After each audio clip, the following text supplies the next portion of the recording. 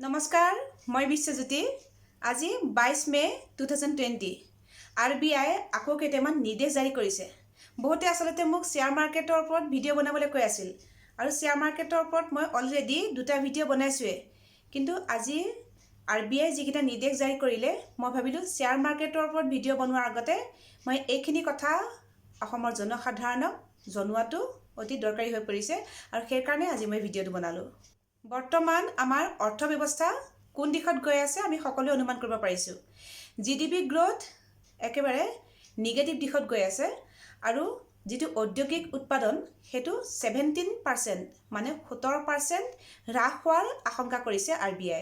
Corona virus বা লকডাউনৰ বাবে কোনকেইটা ছেক্টৰত বেছি এফেক্ট কৰিছে মই কৈ আছোঁ। চবতকৈ বেছি এফেক্ট কৰিছে ছাৰ্ভিচ ছেক্টৰ। 2 নম্বৰতে আহিছে ট্ৰেভেল টুৰিজিম বা হস্পিটেলিটি ইণ্ডাষ্ট্ৰিজ মানে হোটেলবিলাক। 3 নম্বৰতে আছে এভিয়েশ্যন ছেক্টৰ মানে এয়াৰলাইন্স। 4 নম্বৰতে transportation automobile. 5 number real estate মানে ঘৰ কিনা বেচা বা তাৰ সংলগ্ন ইণ্ডাষ্ট্ৰিজবিলাক। 6 নম্বৰতে আছে মেনুফেকচাৰিং ইণ্ডাষ্ট্ৰি আৰু 7 নম্বৰতে হৈছে স্মল এণ্ড মিডিয়াম এণ্টাৰপ্ৰাইজেছ।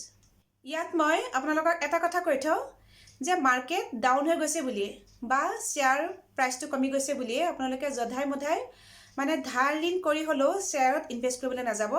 কাৰণ কৰোনা ভাইৰাছৰ এফেক্ট থকালৈকে মানে 1-1.5 বছৰলৈকে মাৰ্কেট উঠা নমা মানে শ্বেয়াৰ প্ৰাইচৰ যিটো ভলেটিলিটি সেইটো হৈ থাকিব।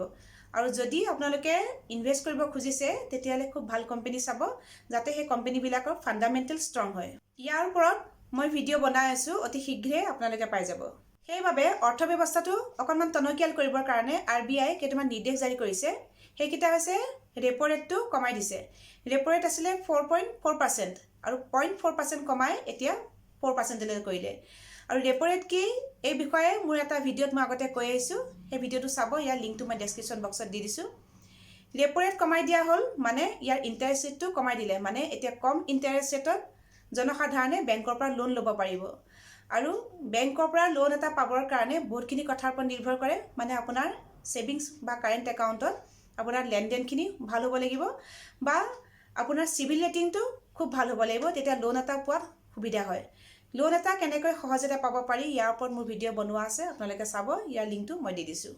এইবাৰ বৰষুণৰ পৰিমাণ স্বাভাৱিক হ'ব বুলি অনুমান কৰা হৈছে, মানে বৰষুণ নিয়মীয়াভাৱে হ'ব আৰু কৃষিৰ কাৰণে এইটো এটা খুব ভাল খবৰ। খেতিৰ উৎপাদন 3.7% বঢ়াৰ সম্ভাৱনা আছে। গতিকে আমি এতিয়া কৃষি উৎপাদন বঢ়াবলৈ চেষ্টা কৰিব লাগিব। অসমত আমাৰ এবাৰ খেতি কৰা দেখা যায়, কিন্তু অৱশ্যে আজিকালি বহুতেই অসমত কেইবাবাৰো খেতি কৰা দেখা গৈছে।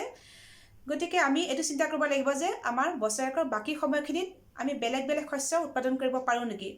ৰাজস্থানত মানুহে বিভিন্ন সময়ত বিভিন্ন খেতি কেনেকৈ কৰে ইয়াৰ ওপৰত এটা ভিডিঅ' বনোৱা আছে, চাবচোন আপোনালোকে। আৰু সেইকাৰণে RBI ৰেপ' ৰেটটো কমাই দিছে যাতে ইণ্টাৰেষ্ট ৰেটটো কমি যায়, আৰু ইণ্টাৰেষ্ট ৰেট কমি গ'লে EMIটো কমি যাব আৰু তেতিয়া মানুহে লোন ল'বলৈ আগবাঢ়ি আহিব। আৰু লোন লৈ যাতে খেতি বা বিজনেছত আপোনালোকে লোনৰ পইচাটো ইনভেষ্ট কৰিব, য'ৰ পৰা আপোনালোকৰ ইনকামটো বা প্ৰফিটটো বাঢ়িব। আৰু অসমৰ মানুহখিনিয়ে মোক প্ৰায় কমেণ্ট কৰে যে আমি লোন নাপাওঁ বা বেংকে আমাক লোন নিদিয়ে, আৰু সেইকাৰণে মই আপোনালোকক বাৰে বাৰে অনুৰোধ কৰি আহিছোঁ যে আপোনালোকে যদি লোন লয় সেই লোনটো সদায় এটা প্ৰডাক্টিভ কামত ব্যৱহাৰ কৰিব বা লোনৰ পইচাৰে এনেকুৱা এটা জেগাত ইনভেষ্ট কৰিব যাতে আপোনালোকৰ প্ৰফিট হয় আৰু ইনকাম হয়। লোন লৈ কেতিয়াও আপোনালোকে আনপ্ৰডাক্টিভ কামত মানে অলাগতিয়াল বস্তুত আপোনালোকে পইচা নলগাব, যাৰ পৰা আপোনালোকৰ লোকচান হ'ব আৰু আপোনালোকে EMI দিব নোৱাৰিব। ইয়াৰ আগতো RBI EMI পষ্টপণ্ডৰ ওপৰত এটা নিৰ্দেশ জাৰি কৰিছিলে, মানে জনসাধাৰণে 3 মাহৰ EMI পষ্টপণ্ড কৰিব পাৰিব, মাফ নহয় মানে ৰেহাই পাব। মাৰ্চ, এপ্ৰিল, মে এই 3 মাহৰ EMI পষ্টপণ্ড কৰাৰ সুবিধা দিছিলে।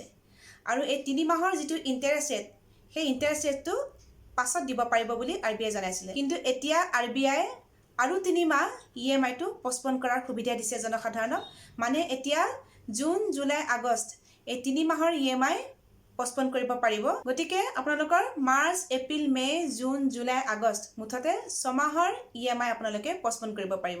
প্ৰথমতে RBI কৈছিলে যে মাৰ্চ, এপ্ৰিল, মে এই 3 মাহৰ যিটো ইণ্টাৰেষ্ট ৰেট সেই ইণ্টাৰেষ্ট ৰেটটো একেলগে দিব লাগিব কিন্তু এতিয়া আৰবিআই কৈছে যে এই ছমাহৰ মানে March April May June July August এই ছমাহৰ যিটো ইএমআই ইণ্টাৰেষ্ট ৰেট হ'ব সেই ইণ্টাৰেষ্ট ৰেটটো একেলগে দিব নালাগে পাছত মাহেকীয়া হিচাপে ইএমআই নিচিনাকৈ আপোনালোকে ইনষ্টলমেণ্টত দিব পাৰিব যদি আপুনি ইএমআই পষ্টপন কৰিব খুজিছে তেতিয়াহ'লে আপুনি আপোনাৰ নিজৰ বেংকত মানে যিটো বেংকত আপোনাৰ লোনটো আছে সেই বেংকলৈ ফোন কৰি বা কাষ্টমাৰ ছাৰ্ভিচত ফোন কৰি বা ইমেইল পঠিয়াই আপুনি ৰিকুৱেষ্টটো দিব লাগিব তেতিয়াহে আপোনাৰ ইএমআইটো পষ্টপন হ'ব আৰু যদি আপুনি ভাবিছে যে ইএমআই পষ্টপন নকৰে মানে কণ্টিনিউ কৰিব তেতিয়াও আপুনি এবাৰ বেংকক জনাই থ'ব যে আপুনি ইএমআই পষ্টপন নকৰে কাৰণ সেইখিনি কৰি থ'লে কি হয় বেংকৰো সুবিধা হয় আৰু আপোনাৰো সুবিধা হয় তেতিয়া বেংকেও গম পায় যে কোনজন কাষ্টমাৰে ইএমআই পষ্টপন কৰিব খুজিছে আৰু কোনজনে নাই খোজা ইয়াৰ ওপৰত আৰু যদি কিবা জানিবলগীয়া আছে তেতিয়াহ'লে মোলৈ কমেণ্ট কৰিব আৰু ভিডিঅ'টো শ্বেয়াৰ কৰিব যাতে সকলোৱে এইখিনি কথা গম পায় আৰু মোৰ চেনেল বিজে মন্ত্ৰ সাবস্ক্ৰাইব আৰু বেল আইকনটো প্ৰেছ কৰি থব যাতে শ্বেয়াৰ মাৰ্কেটৰ ওপৰত বনোৱা ভিডিঅ'ছখিনি আপোনালোকে মিছ নকৰে তেতিয়াহ'লে আজিলৈ আহোঁ বাই